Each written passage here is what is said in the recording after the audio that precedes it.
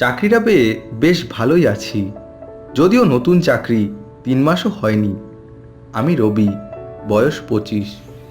বিদেশি কোম্পানির সেলসে চাকরি। মাসের শুরুতেই চার্ট ধরিয়ে দেয় কবে কোন জায়গায় যেতে হবে। হাতে ব্যাগ নিয়ে চার্ট মিলিয়ে আজ এখানে কাল ওখানে করে বেড়ানোই আমার কাজ। বিভিন্ন জায়গায় বাজারের দোকানগুলিতে কোম্পানির পণ্য যত বেশি গছানো যাবে, কোম্পানির ব্যবসাও তত বাড়বে। আর সাথে সাথে মাসের শেষে আমার পকেটও তত ভারী হবে। বন্ধুবান্ধব ঠাট্টা করে বলে ফেরিওয়ালা। তা যাই বলুক, কাজটা আমার বেশ ভালোই লাগতো। ভালো লাগার প্রথম কারণ হলো মোটা মাইনে, আর দ্বিতীয় কারণ নতুন নতুন গ্রাম শহর দেখা ও নতুন নতুন মানুষের সাথে পরিচিত হবার সুযোগ। আর এই বিভিন্ন জায়গায় ঘোরাঘুরির মাধ্যমে কত বিচিত্র অভিজ্ঞতাই না সঞ্চয় হয়েছে।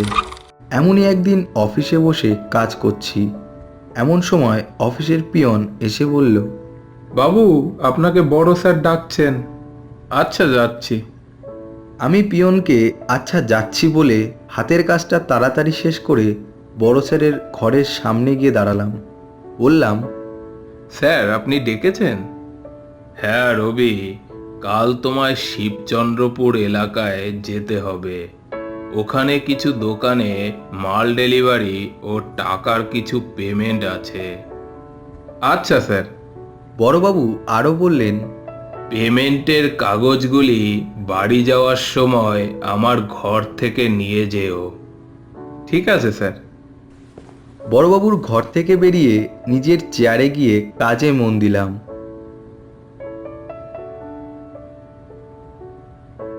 বিকালে অফিস থেকে বেরিয়ে বাড়ি ফেরার সময় লক্ষ্য করলাম আকাশের মুখ ভার। এমনি বর্ষাকাল, বৃষ্টি যে কোনো সময় নেমে বসে। বাড়ি পৌঁছে রাতে শুয়ে শুয়ে ভাবতে লাগলাম, অনেকটা পথ যেতে হবে, সকাল সকাল উঠে বেরিয়ে পড়তে হবে। এইসব ভাবতে ভাবতে ঘুমিয়ে পড়লাম। পরদিন সকালে বেরোনোর সময় শুরু হলো আকাশ ভাঙা বৃষ্টি।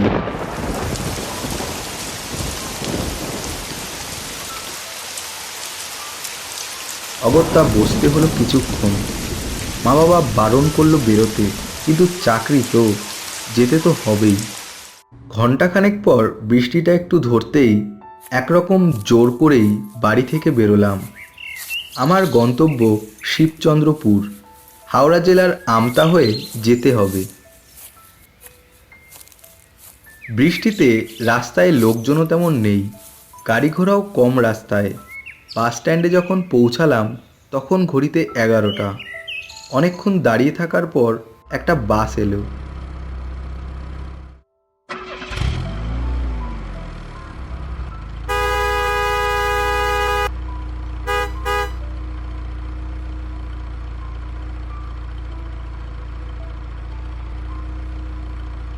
বাস থেকে যখন শিবচন্দ্রপুরে নামলাম তখন ঘড়িতে প্রায় 4টে। হাটের দোকানে দোকানে ঘুরে ঘুরে কাজ শেষ করতে সন্ধ্যা হয়ে গেল। ঘড়িতে দেখলাম 6:30।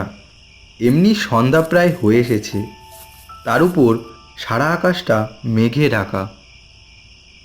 ফেরার বাসের জন্য অপেক্ষা করছি, এমন সময় জোরে বৃষ্টি নামলো।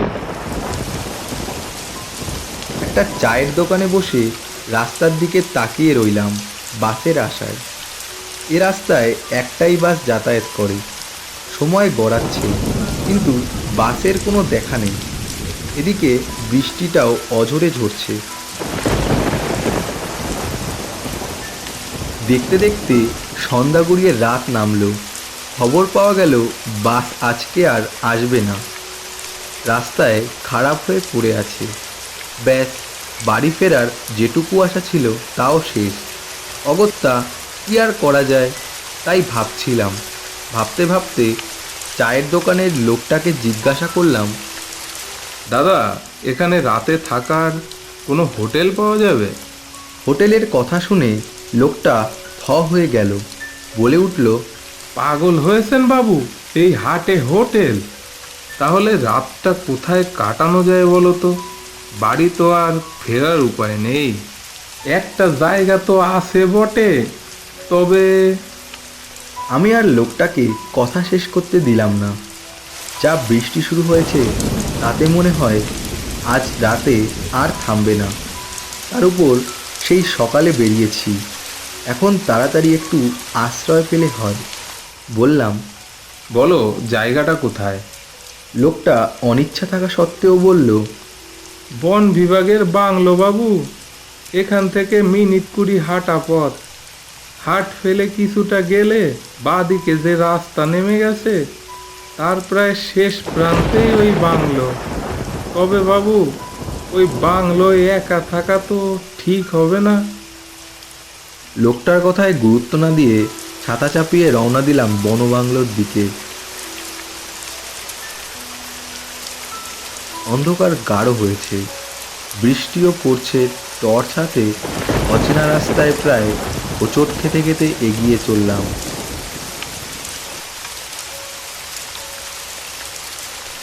সরু পথ, দুদিকে ঘন গাছগাছালি, বৃষ্টিতে গাছের ডালগুলো নিচু হয়ে হাওয়ায় দুলছে। কখনো কখনো গাছের ডালগুলো এমনভাবে নড়ছে যেন এখনই ভেঙে পড়বে। কিছুক্ষণ হাঁটার পর একটা টিমটিমে আলো দেখতে পেলাম। কাছে গিয়ে দেখি অন্ধকারে ঘেরা সেই বনবাংলো। বেড়ায় ঘেরা গাছগাছালিতে ঢাকা সেই বনবাংলোর ভিতরে ঢুকতে যাব, ঠিক এমন সময় দেখি ছাতা মাথায় অন্ধকারে কে যেন এগিয়ে আসছে। ছাতা মাথায় লোকটা দূর থেকেই প্রশ্ন করে, কে? কি দরকার? আমি বললাম, দেখুন, আমি কলকাতা থেকে কাজে এসেছিলাম। বাস বন্ধ, তাই বাড়ি ফিরতে পারিনি। আজ রাতটুকু এখানে কাটাতে চাই। লোকটা বাংলোর বাগানের মধ্যে দিয়ে আমার কাছে এসে বলল, দেখুন, আমি বাংলো বন্ধ করে চলে যাচ্ছি। রাতে এখানে থাকা যাবে না। কিন্তু দাদা, সারাটা রাত এই বৃষ্টিতে কোথায় কাটাবো তাহলে? লোকটা রেগে গিয়ে বলল, সে যেখানে খুশি থাকুন, রাতে এখানে থাকা যাবে না। আমারও রাগ হয়ে গেল। থাকতে দেবে না মানে? এটা সরকারি আবাস, আমি ভাড়া দিয়ে থাকবো। আমাকে নাছোড়বান্দা দেখে লোকটা বলল, আমার বারণ যখন শুনবেন না, তখন চলুন, ঘর দেখিয়ে দিচ্ছি। কিন্তু সাহেব, এখানে না থাকলেই বোধহয় ভালো করতেন। লোকটার কথা গায়ে লাগালাম না, বললাম, চলো। লোকটার পিছন পিছন এগিয়ে চললাম। সারা বাংলোতে অযত্নের ছাপ, অন্ধকার যেন চারিদিক থেকে চেপে আসছে। ঘর দেখিয়ে লোকটি বলল, সাহেব, এখানে খাওয়ার কিছু নেই। আপনি হাত পা ধুয়ে বিশ্রাম করুন। যদি রাতের কিছু খাবার পাই তবে আসবো। ঘরের দরজা বন্ধ করে বাথরুমে ঢুকলাম। ভালো করে হাত পা ধুয়ে ঘরে ঢুকতেই দেখি খাটে আমার ব্যাগটা খোলা, ভেতরের জিনিসপত্র খাটের উপর ছড়ানো। তাড়াতাড়ি গিয়ে টাকার ব্যাগটা খুঁজে পেয়ে ধরে প্রাণ এলো। মনে হলো কোনো চোরের কাণ্ড। টাকা সরানোর মতলবে ছিল।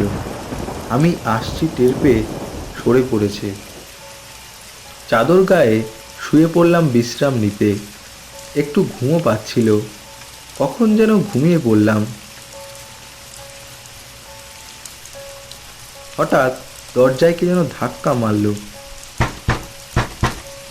ধাক্কার শব্দে আমার ঘুম ভেঙে গেল।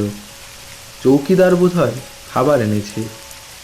দরজা খুলতে যাব, ঠিক এমন সময় কারেন্ট চলে গেল। ঘুটঘুটে অন্ধকার, হাতড়ে হাতড়ে টর্চ খুঁজছি। এমন সময় ঘরের ভিতরে একটা ফ্যাঁসে কণ্ঠস্বর বলে উঠল, খাবার এনেছি, খেয়ে নিন। এবার একটু ভয়ই পেলাম।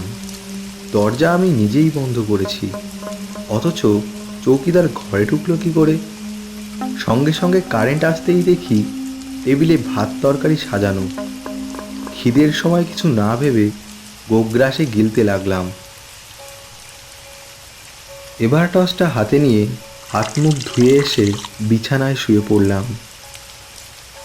এমনিতে আমি ভয় পাই না, কিন্তু পরিবেশটা গা ছমছমে।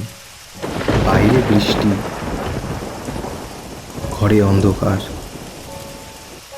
হঠাৎ বাসনপত্রের শব্দ। হাতের টর্চটা জ্বালাই, দেখি দরজা বন্ধ। ঘরের কোণে একটা মেয়ে বসে আছে। হঠাৎ মেয়েটি অস্বাভাবিক স্বরে কেঁদে উঠল। আমি কি করব বুঝতে না পেরে বলে উঠলাম, কে তুমি?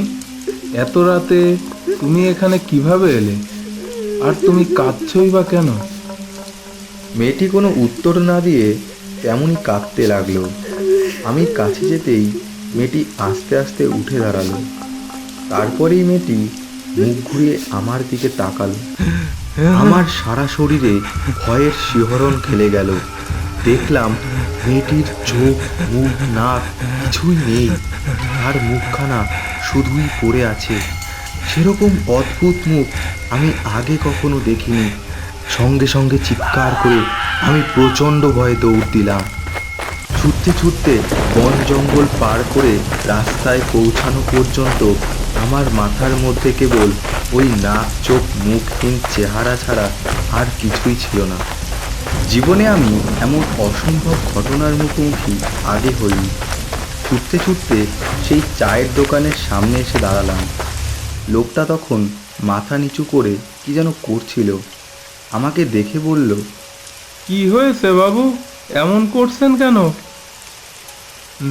না, না, শুধু শুধু নাক চোখ মুখ।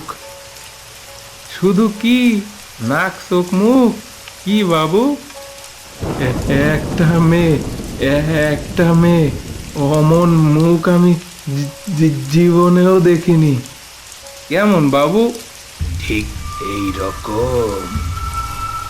লোকটার মুখের দিকে তাকাতেই লক্ষ্য করলাম তার চোখ, মুখ, নাক কিছুই নেই, ঠিক যেন সেই মেয়েটির মতো। ঠিক তখনই আমার চোখের সামনে নেমে এলো কালো অন্ধকার। তারপর আমার আর কিছু মনে নেই। জ্ঞান ফিরতেই দেখি আমি সেই রাতের চায়ের দোকানে শুয়ে আছি। মাথার কাছে চায়ের দোকানের মালিক ও চৌকিদার বসে। তাদের সমস্ত ঘটনা খুলে বললাম। চৌকিদার বলল, সে কি সাহেব, রাতে তো আমি খাবার পাইনি বলে আর যাইও নি। সে কি বাবু, আপনি যাওয়ার পরই তো আমি দোকান বন্ধ করে চলে গেছি। আপনাকে এর জন্যই বারণ করেছিলাম বাবু, ওই বাংলোতে না যেতে। এইখানে রাতে অমন অনেক জিনিসই দেখা যায় বাবু। হ্যাঁ সাহেব, এর জন্যই আপনাকে ওখানে থাকতে বারণ করেছিলাম। এরপর তারা আমাকে বাসে তুলে দেয়। বাসে বসে ভাবছিলাম কাল রাতে যা ঘটেছে সেটা দুঃস্বপ্ন ভেবে যত তাড়াতাড়ি ভুলে যেতে পারবো ততই আমার পক্ষে মঙ্গল হবে।